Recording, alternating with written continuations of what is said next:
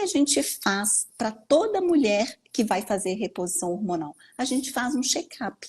Então, a gente olha a função hepática, a função cardiovascular, a gente olha o histórico dessa paciente e vários mitos foram quebrados. Então, por exemplo, a reposição hormonal de estradiol e de testosterona através de cremes transdérmicos, elas não têm efeito trombogênico. Pelo contrário, tem um efeito até protetor, protegem contra a trombose.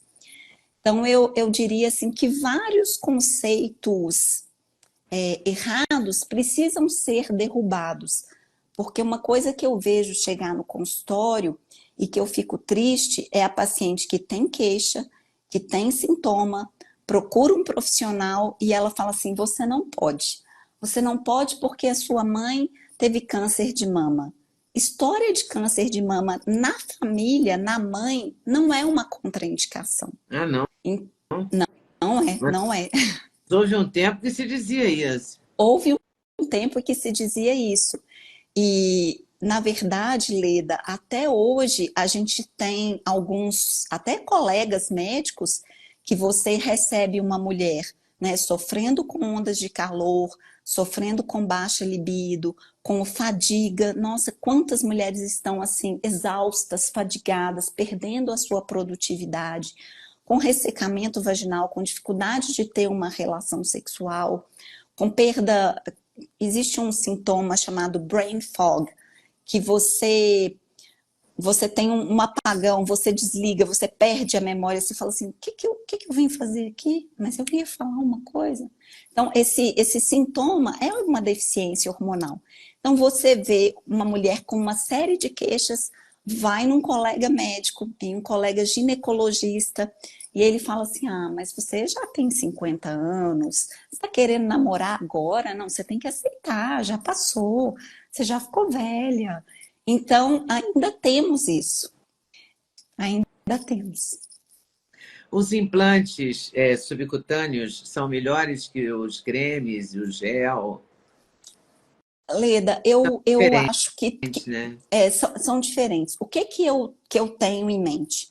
Os implantes, eles são uma via de se fazer a reposição hormonal. Então, nós temos a via oral. Para progesterona, por exemplo, é minha via predileta. Nós podemos usar oral ou vaginal.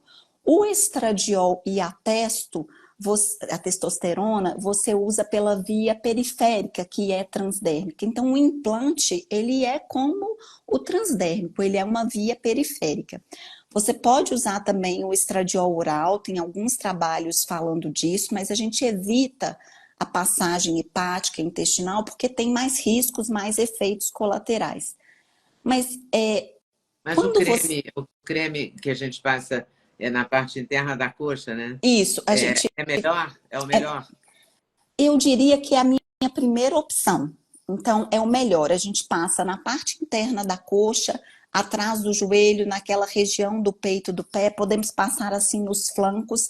A gente evita de passar os hormônios da cintura para cima, próximo às mamas ou próximo às axilas, para não ter uma drenagem, uma absorção muito próxima da mama.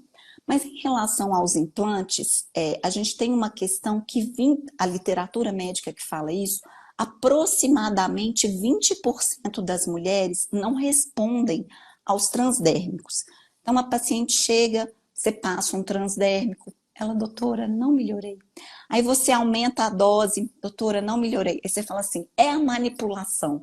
Manipula, não melhorei. Hoje eu atendi uma paciente assim, uma paciente que pela quarta vez eu coloquei implantes nela. E aí eu falo para os meus pacientes, olha, eu não estou aqui para colocar implantes, eu estou aqui para decidir o melhor meio de fazer a sua reposição. Para algumas pacientes, de modo selecionado, o implante acaba sendo a melhor opção, mas é só uma via. E assim, sempre com muito cuidado, né, Leda? A paciente vem para colocar um implante com mamografia, com ultrassom, eu examino, colho o Papa Nicolau, a gente olha toda a função hepática, função renal, função metabólica, tireoide, olha as vitaminas. Então, a reposição hormonal, ela é uma das ferramentas que a mulher tem para tratar esses sinais e sintomas, e é uma das ferramentas mais eficazes, mas sempre com muita responsabilidade que a gente propõe um tratamento com implante. Porque você coloca um implante... Como é que coloca o implante? Eu sei que essa pergunta é muito louca de fazer, mas eu não sei. Eu suponho que muita gente não sabe, né? Eu que estou entrevistando há anos as pessoas, não sei como é que coloca o implante, eu acho que muita gente não deve saber. Então, vou te fazer essa pergunta. Vou descrever de uma maneira bem simples. Então, os implantes, eles são colocados no glúteo, ali naquela marca do biquíni, na região um pouquinho mais alta. E o que que você faz? Você limpa a pele, faz uma antisepsia e depois você faz uma anestesia. Uma vez que a pele está anestesiada, você vai fazer uma pequena incisão de mais ou menos uns 2 ou 3 milímetros. E um implante, ele tem como se fosse uma agulha grossa, que o implante entra dentro da agulha. E aí você perfura a pele com essa agulha e empurra o implante para debaixo da pele. Alguns tipos de agulha ou de trocáter, você nem precisa dar ponto, porque a incisão é tão pequena que o simples fato de você fazer uma oclusão, aquilo já fecha sozinho. E se você já tem trocáter, né, que são agulhas de incisão maiores, que tem de 3, de 4 milímetros, você dá um pequeno pontinho para fechar a pele. Então, limpeza da pele, anestesia, um furinho, coloca com uma agulha especial e fecha.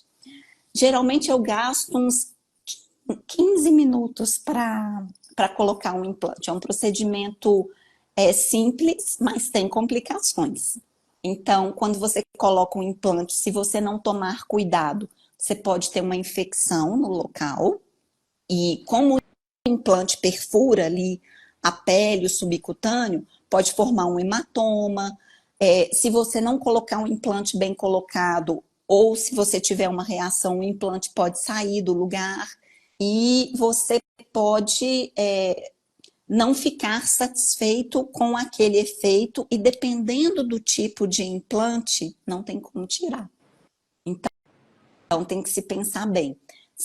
Posso falar os tipos de implante? Pode, claro, deve. Você tem dois Vou tipos de explorar implante. você nessa aula. Você tem dois tipos de implante. Tem um implante que a gente chama de absorvível, que é o pellet. Esses implantes não são retiráveis, então você os coloca debaixo da pele, eles são absorvidos pelo corpo com o tempo, e aí eles duram mais ou menos 6 meses. E você tem um outro tipo de implante que é chamado implante silástico. O implante silástico, você tem um invólucro de silicone ali na medicação, e esse invólucro de silicone, ele oferece uma barreira à liberação do implante, então ele tem uma liberação mais controlada. Na reposição hormonal, os implantes de silástico, eles têm duração de 12 meses, e eles podem ser retirados. Então, por exemplo, se você colocou um implante silástico para fazer uma reposição hormonal, e não ficou satisfeita, ou no meio desse tratamento descobriu uma lesão na mama e o médico recomendou que retirasse. Você pode ir lá fazer uma pequena incisão e retirar esse implante. Outro implante você não retira. Você tem que esperar o efeito acabar. Qual a grande importância para o médico que coloca e assume essa responsabilidade? Você tem que escolher bem o paciente que você decide colocar um implante. Porque o creme, você está passando o creme, descobre algum problema, você para de usar. Então é esse detalhe. E a mulher que não pode colocar, quer dizer, você falou da função hepática, né? As pessoas que têm problemas para colocar o implante. E tem gente que tem esse mesmo tipo de problema hepático, cardiológico e tal. Serve também para os cremes? Também. Na verdade, Oleda, é a Porque doença... é o creme mais um comprimido, não é isso? Isso. Na verdade, a gente tem... Quer dizer, a reposição hormonal tradicional, Isso. né? É um creme entre a coxa ou atrás do joelho, mais o comprimidinho. É porque, na verdade, é o seguinte, toda reposição hormonal, ela deve ser individualizada. Esse comprimido que você está falando é a progesterona. A progesterona, nós temos duas vias estabelecidas para ela, a via oral e a via vaginal. Qual a função principal da progesterona numa reposição hormonal? Proteger o endométrio. Nós só temos proteção endometrial com a via oral ou a via vaginal. A via transdérmica não tem uma proteção endometrial boa. Existe aí alguns colegas que brigam com isso, mas a última revisão da literatura mostrou que progesterona faz vaginal ou oral. Então, esse é um dos componentes da reposição. Por exemplo, uma mulher jovem, ali com 40 e poucos anos, que tem irregularidades menstruais, que é o primeiro sintoma da menopausa, do climatério, às vezes precisa apenas de progesterona. Ela não precisa do estradiol ainda, e ela não precisa da testosterona ainda. Então, a progesterona é sempre vaginal ou oral. E os outros dois, que são a testosterona e o estradiol, eu tenho preferência pela via transdérmica, porque é uma via periférica, é uma via mais segura, que não causa trombose. Mas eu já tive pacientes que passou o creme várias vezes, não teve resposta, voltou para o oral e depois falou, doutora, não quero usar oral, quero colocar um implante, colocou o implante, porque você tem vias. E uma coisa que eu costumo dizer é que você não está presa a uma via. Você pode usar um implante, pode usar um creme, pode usar oral. Cada momento da sua vida, de acordo com os seus sintomas, com os seus recursos, com a sua disponibilidade, você vai escolher uma via. Oi pessoal, tudo bem? Passei aqui para lembrar o sexteto da Leda, ou seja, os suplementos que eu uso todo dia e que recomendo que você use. Você entra no site da Doctors First, usa o cupom LEDA5 para adquirir a coenzima Q10, seu coração agradece, a vitamina K2, o magnésio fundamental na vida da gente, ômega 3, melatonina, porque uma boa noite de sono é tudo, e cúrcuma, porque seus joelhos, as suas articulações agradecem. Agora, se você quiser, você pode acrescentar a vitamina D3, perfeita para a imunidade, ok? Site da Doctors First, estou esperando vocês. Sexteto da Leda, cupom LEDA5. Até lá!